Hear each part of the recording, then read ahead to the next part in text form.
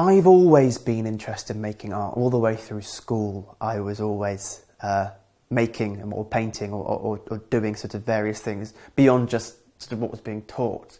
But I only took it seriously really when I started studying, and even after studying at university. And that's when I really thought about making art something more than just kind of a passing passion, but becoming something that was a full-on sort of, not career, but something that I would spend, the majority of my time doing and trying to do.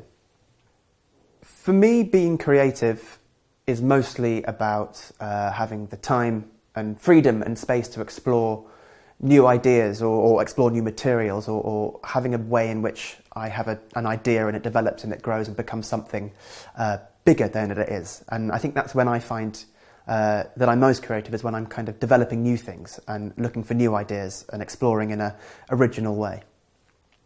The methods I mainly use is I use both sort of a lot of quite large-scale pieces of laser-cut metal and also wood.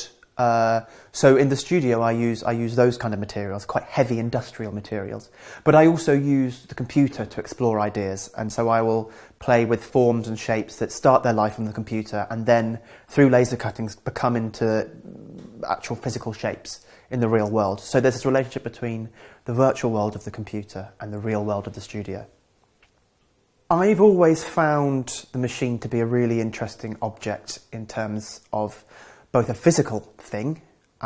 In making sculpture, a machine itself looks like a sculpture itself. It's got a real presence and form. But also as an idea, I find the machine as a whole something that provides a lot of thoughts regarding the way in which we work, or the way in which it can be a threat to us almost. There's lots of talk about automation and the way in which that's sort of a threat to people's jobs. So it's both interesting in terms of a physical object, but also the ideas that lay behind it. There's a couple of difficulties in making work. Practically, I use quite large-scale objects, so they're very heavy, and so it can be quite hard to manipulate objects in the studio. But that's quite easy to overcome in terms of just finding cranes or ways of lifting.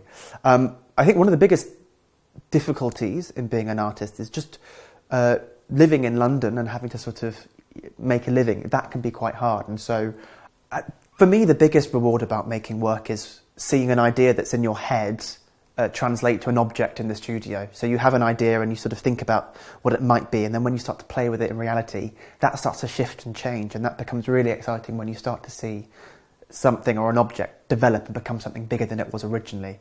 And that's the main reason why you make work, is to kind of get that moment of real excitement about exploring objects in the studio. The works I'm most proud of are the works that I've made in the public realm, so objects which are a much larger scale and they tend to have sort of a larger audience. And equally, I like the fact that you've made an object that's got a permanence to it, so it lives in a place for a much longer time. And it's those moments, knowing that you've created something that is much bigger than you in your studio. That's what I tend to feel quite excited about.